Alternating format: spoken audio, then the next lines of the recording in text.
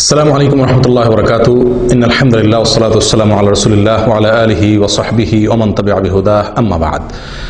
সুপ্রিয় দর্শক ভাই ও বোনেরা, নবী সাল্লাল্লাহু আলাইহি ওয়াসাল্লামের প্রতি দুরূদ প্রেরণ করা এটা ঈমানদারদের জন্য অত্যন্ত লাভজনক একটি আমল।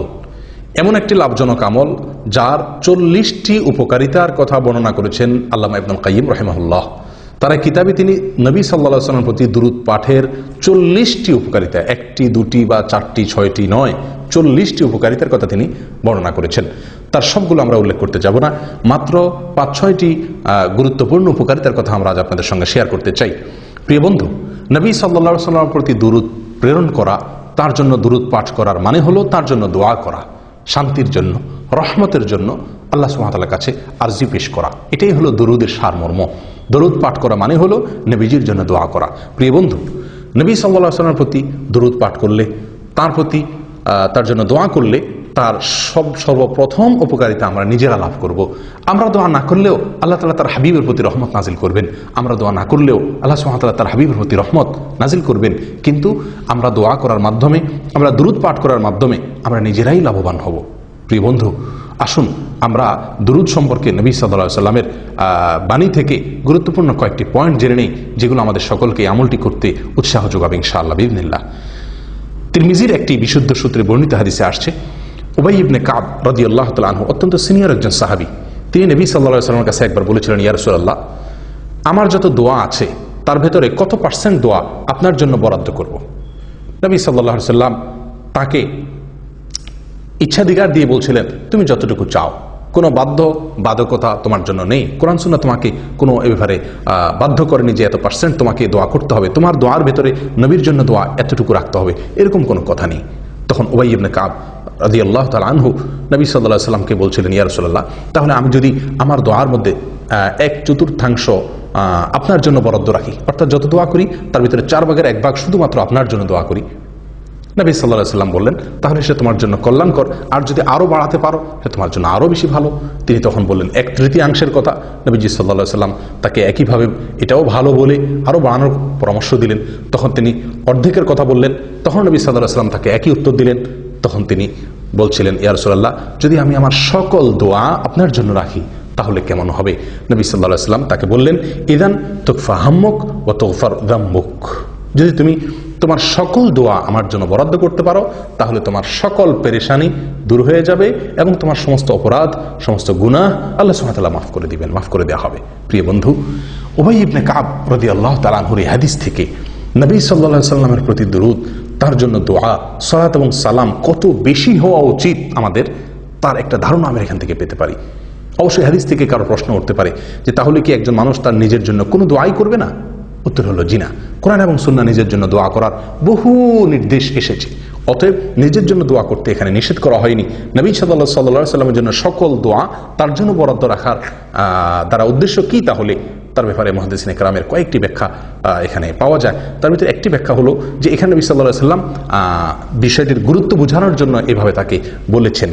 আর অনেকের ব্যাখ্যা হলো যে এর উদ্দেশ্য হলো তোমার যত দোয়া আছে তার সকল দোয়াতে নবী সাল্লাল্লাহু আলাইহি ওয়াসাল্লামের জন্য দোয়া যেন শামিল থাকে, এটা হলো এর উদ্দেশ্য। যাই হোক প্রিয় বন্ধু, তাহলে বোঝা গেল সালাত এবং সালাম এটি আমাদের অনেক অনেক বেশি পরিমাণে থাকা উচিত এবং তার দুটি উপকারিতা এই হাদিস থেকে আমরা পেয়ে গেলাম। এক, আমাদের চিন্তা পেরেশানি দূর হবে। 2, আল্লাহ সুবহানাহু ওয়া তাআলা আমাদেরকে ক্ষমা করবেন। প্রিয় বন্ধু, অন্য এক হাদিসে আসছে নবী সাল্লাল্লাহু আলাইহি ওয়াসাল্লাম বলেছেন, সলাতুকুম আলাইয়া যাকাতুন লাকুম, আমার প্রতি তোমরা যে দুরূদ পাঠ করে থাকো, সালাত সালাম পেশ করে থাকো, এটি তোমাদের জন্য পবিত্রতার কারণ। এর ফলে তোমরা পবিত্র হবে, আল্লাহ তাআলা তোমাদেরকে পবিত্র করবেন। প্রিয় বন্ধু, আল্লাহ পরিচ্ছন্ন করবেন, পবিত্র করবেন নোংরামি থেকে, অপবিত্রতা থেকে, নাপাকি থেকে। অতএব নবী সাল্লাল্লাহু আলাইহি ওয়াসাল্লামের প্রতি বেশি বেশি দুরূদ আমাদেরকে পাঠ করতে হবে। এর ফলে আমরা নিজেরা পবিত্র হতে পারবো। 3 নম্বর আমরা উপকারিতা এখান থেকে পেয়ে গেলাম। নাম্বার 4, আল্লাহ সুবহানাহু ওয়া তাআলা নবী সাল্লাল্লাহু আলাইহি ওয়াসাল্লামের প্রতি দুরূদের মাধ্যমে আমাদেরকে যে নিয়ামতটি দিয়ে ধন্য করবেন সেটি হলো আমরা নবীজির দোয়া দ্বারাই ধন্য হতে পারবো। আমরা স্বয়ং রাসূলুল্লাহ সাল্লাল্লাহু আলাইহি ওয়াসাল্লামের দোয়া আমরা অর্জন করতে পারবো। প্রিয় বন্ধু, আজ দুনিয়াতে কোনো বড় আলেম, কোনো বড় নেককার, কোনো বড় বুজুর্গ, কোনো ভালো মানুষ, বিশ্ববিখ্যাত কোনো আলেম, কোনো শেখ, কোনো বড় স্কলার, মক্কার হারামের ইমাম, মদিনা হারাম ইমাম যদি আমার জন্য 2 হাত তুলে দোয়া করেন, আমার জন্য অনেক দোয়া করেন কল্যাণের, তাহলে আমরা কতই না খুশি হব এবং তাদের দোয়া লাভের জন্য আমরা কতই না চেষ্টা করি। প্রিয় বন্ধু, স্বয়ং নবী সাল্লাল্লাহু আলাইহি সাল্লাম আপনার জন্য দোয়া করবেন যদি আপনি তার প্রতি দুরূদ নাজিল করেন। এবং এই বিষয়ে নবী সাল্লাল্লাহু আলাইহি সাল্লামের অনেকগুলো হাদিস বর্ণিত হয়েছে, যে হাদিসগুলোর সারমর্ম হলো এই যে তিনি তার জন্য দুরূদ পাঠ করা হলে তিনি তার জবাবে আমাদের জন্য আল্লাহ তাআলার কাছে দোয়া করেন এবং রহমতের প্রার্থনা তিনি নিজেও করেন। নবী সাল্লাল্লাহু আলাইহি সাল্লাম এরকমভাবে এক হাদিসের ভিতরে আসছে সহিহ মুসলিমের, তিনি বলেছেন, তোমাদের কেউ যদি আমার কাছে সালাম পেশ করে, সালাত পেশ করে, তাহলে আমার কাছে একজন ফেরেশতা যখন ওটা পেশ করেন, ওটা উপস্থাপন করেন, তখন আমি তার জবাবে ওই সালাত পাঠকারী ব্যক্তির জন্য তার জবাব দিয়ে থাকি, জবাবি সালাম দিয়ে থাকি, অর্থাৎ আমিও তার জন্য শান্তির দোয়া করে থাকি। আল্লাহ সুবহানাহু ওয়া তাআলা বলেন, ওয়াসাল্লি আলাইহিম ইন্না সালাতাকা সাকানুন লাহুম। হে রাসূল, আপনি আপনার উম্মতের জন্য দোয়া করুন, আপনার দোয়া তাদের জন্য শান্তির কারণ। প্রিয় বন্ধু, সালাত এবং সালাম নবীর প্রতি প্রেরণ করলে স্বয়ং নবীজির দোয়া আমরা লাভ করতে পারবো। প্রিয় বন্ধু, নবী সাল্লাল্লাহু আলাইহি সাল্লামের এক হাদিসে তিনি বলেছেন যে ইন্নাল্লাহা ওয়াক্কালা মালাকাম মিনাল মালাইকা, আল্লাহ তাআলা ফেরেশতা নির্ধারণ করে রেখেছেন কি কাজের জন্য? যে ফেরেশতার কাছে সমস্ত আদম সন্তানের বায়োডাটা দেওয়া আছে, সবার নাম ধাম দেওয়া আছে। যখনই কেউ দুরূদ পাঠ করে, ওই ফেরেশতা নবী সাল্লাল্লাহু আলাইহি সাল্লামের কাছে সেই দুরূদকে পেশ করেন এবং বলেন, ইয়া রাসূলুল্লাহ, আপনার উম্মতের অমুক সদস্য, অমুকের সন্তান অমুক, সে আপনার প্রতি দুরূদ পাঠ করেছে, দুরূদ প্রেরণ করেছে। তখন নবী সাল্লাল্লাহু আলাইহি সাল্লাম তার জবাব দিয়ে থাকেন, অর্থাৎ তিনিও তার জন্য রহমতের দোয়া করে থাকেন। প্রিয় বন্ধু, যত বেশি আপনি ইস্তেগফার করবেন, তত বেশি নবীজির দোয়া লাভ করতে পারবেন। দিনে যদি আপনি 100 বার ইস্তেগফার করেন, তার মানে আপনি 100 বার নবী সাল্লাল্লাহু আলাইহি সাল্লামের দোয়ার ভাগীদার আপনি হতে পারলেন। আসুন এটাকে আমাদের জীবনের অংশ বানিয়ে নিই। তাহলে দোয়ার 4 নম্বর উপকারিতা হলো নবী সাল্লাল্লাহু আলাইহি সাল্লামের দোয়া, ইস্তেগফার, সালাতের 4 নম্বর উপকারিতা হলো আমরা নবী সাল্লাল্লাহু আলাইহি সাল্লামের দোয়ার ভাগীদার হতে পারবো, দোয়ার অংশীদার হতে পারবো। সালাত এবং সালামের আরেকটি গুরুত্বপূর্ণ উপকারিতা হলো যে এর ফলে আমরা আল্লাহ সুবহানাহু ওয়া তাআলার রহমত আমাদের প্রতি নাজিল হবে। নবী সাল্লাল্লাহু আলাইহি ওয়াসাল্লাম বিখ্যাত একটি হাদিস আমরা অনেকেই জেনে থাকার কথা, তিনি বলেছেন, মান সাল্লা আলাইয়া মাররাতান সাল্লাল্লাহু আলাইহি আশারা, যে ব্যক্তি আমার প্রতি একবার দুরূদ পাঠ করবে, আমার জন্য একবার সালাত সালাম পেশ করবে, আল্লাহ তাআলা তার জন্য 10 বার রহমত নাজিল করবেন। একের বিনিময়ে 10, সে আমার জন্য একবার রহমত নাজিল এর দোয়া করবে, আল্লাহ তাআলা তার জন্য 10টি রহমত 10 বার, তার জন্য একটির বিনিময়ে 10টি বার তার প্রতি আল্লাহ তাআলা রহমত নাজিল করবেন। প্রিয় বন্ধু, অতএব আসুন এই সালাত এবং সালামকে আমরা খুব গুরুত্বের সাথে অবসর সময়গুলোতে যখন সুযোগ পাই আমরা সালাত এবং সালামের অভ্যাস করি, নবী সাল্লাল্লাহু আলাইহি ওয়াসাল্লামের প্রতি দুরূদ প্রেরণ করার চেষ্টা করি। তাহলে আমরা আল্লাহ সুবহানাহু ওয়া তাআলার রহমতের ভাগীদার হতে পারবো, আল্লাহর রহমতের মালিক আমরা হতে পারবো। প্রিয় বন্ধু, পেরেশানি দূর হয়ে যাবে, আল্লাহ তাআলা আমাদেরকে ক্ষমা করে দিবেন এবং এর মাধ্যমে স্বয়ং নবী সাল্লাল্লাহু আলাইহি ওয়াসাল্লামের দোয়ার ভাগীদার আমরা হব।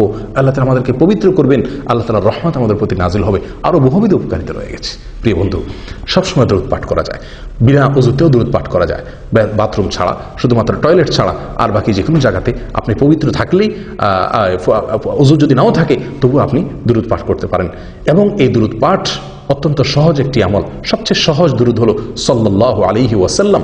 আমরা সাধারণত আজকাল নবী সাল্লাল্লাহু আলাইহি সাল্লামের নাম শুনলে হয়তো বড় যে সাল্লাল্লাহু আলাইহি সাল্লাম অনেকে বলি, আবার অনেকে বিভিন্ন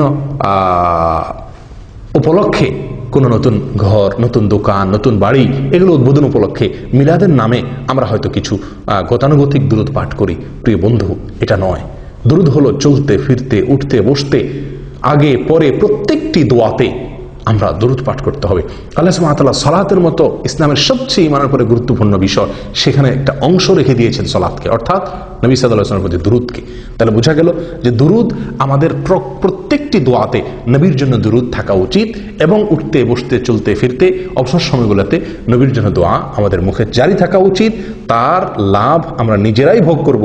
তিনি যে আমাদেরকে দুরূদ পাঠের নির্দেশ করেছেন এবং অধিক হারে দুরূদ প্রেরণ করতে বলেছেন তার প্রতি, সেটা আমাদের নিজেদের স্বার্থে, আমাদের নিজেদের সুবিধার্থে। প্রিয় বন্ধু, দুরূদের জন্য সবচেয়ে গুরুত্বপূর্ণ সময়, সবচেয়ে মূল্যবান সময়, দুরূদের সিজন বলা যেতে পারে শুক্রবার এই দিনটি এবং শুক্রবারের রাতটি, অর্থাৎ বৃহস্পতিবার সন্ধ্যা থেকে নিয়ে শুক্রবার রাত শুরু হয়ে যায়।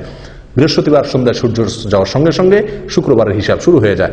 এক হাদিসে তো আলাদা শুক্রবার দিন এবং শুক্রবার রাত, এই উভয়টিকে নবী সাল্লাল্লাহু আলাইহি ওয়াসাল্লাম আলাদাভাবে উল্লেখ করে বলেছেন যে তোমরা এই শুক্রবার দিনে এবং শুক্রবার রাতে আমার প্রতি দুরূদ প্রেরণ করো। ইবনে মাজাহ এক হাদিসে আসছে। প্রিয় বন্ধু, শুক্রবারে নবী সাল্লাল্লাহু আলাইহি ওয়াসাল্লাম প্রতি দুরূদ পাঠ করার বিষয় আরো অনেকগুলো হাদিসে আসছে, যেগুলোর খোলাসা কথা হলো যে শুক্রবার তোমরা আমার প্রতি দুরূদ পাঠ করো। নবী সাল্লাল্লাহু আলাইহি ওয়াসাল্লাম এক হাদিস সহিহ মুসলিমে যেটি বর্ণিত হয়েছে, তিনি ইরশাদ করেছেন, যে ইন্না আফদাল আইয়ামিকুম ইয়াউমুল জুমআ, নিশ্চয়ই তোমাদের এই দিনের ভিতরে সপ্তাহের সবচেয়ে সেরা এবং শ্রেষ্ঠ দিন হলো জুমার দিন।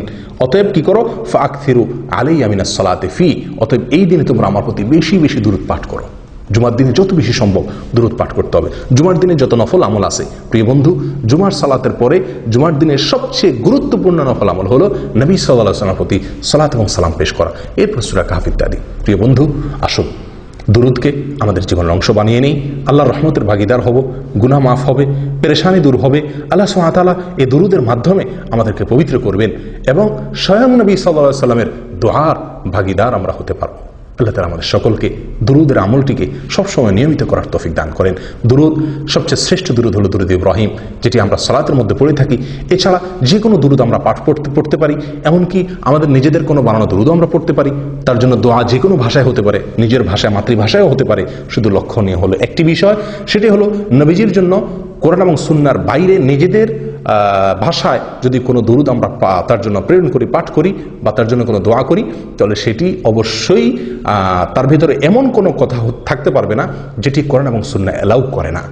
যেমন কথার কথা, আপনি যদি নবীর প্রতি দুরূদ প্রেরণ করতে গিয়ে তার প্রশংসায় এমন কোনো বাক্য ব্যবহার করেন যেটি কোরআন এবং সুন্নাহ আর আলোকে নিষিদ্ধ, অর্থাৎ যেটি হয়তো আল্লাহর শান, আপনি বাড়াবাড়ি করলেন। নবী সাল্লাল্লাহু আলাইহি ওয়াসাল্লাম বুখারীর হাদিসে বলেছেন, লা তুতরুনি কামা আতরাতিন নাসারা ইবনে মারইয়াম, খ্রিস্টানরা যেরকম ইবনে মারইয়ামকে ঈসা আলাইহিস সালামের মর্যাদাকে বাড়াতে বাড়াতে আল্লাহর পর্যায়ে নিয়ে গেছে, খবরদার তোমরা আমাকে নিয়ে এরকম বাড়াবাড়ি করো না আমার মর্যাদা বর্ণনা করতে গিয়ে। প্রিয় বন্ধু, অতএব দুরূদের মধ্যে যদি কোনো অত্যুক্তি না থাকে, নবী সম্পর্কে এমন কোনো কথা না হয় যেটা নবীর সঙ্গে যায় না, যেটি আল্লাহর শান, তাহলে সেক্ষেত্রে নিজের বানানো দুরূদ হলেও সমস্যা নেই, নিজের ভাষায় হলেও সমস্যা নেই। কিন্তু প্রিয় বন্ধু, যেহেতু দুরূদের ফরম্যাট নবী সাল্লাল্লাহু আলাইহি ওয়াসাল্লাম নিজে শিক্ষা দিয়ে গেছেন, তাহলে আমি নিজের বানানো দুরূদ কেন পড়তে যাব?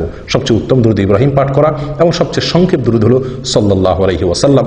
আর এই দুটার বাদ ছাড়াও বহু দুরূদ কোরআন এবং সুন্নাহ বর্ণিত হয়েছে। আসুন আমরা দুরূদকে আমাদের জীবনের রুটিন আমল বানিয়ে নেই, অবসর সময়গুলোকে দুরূদ দিয়ে পরিপূর্ণ করি।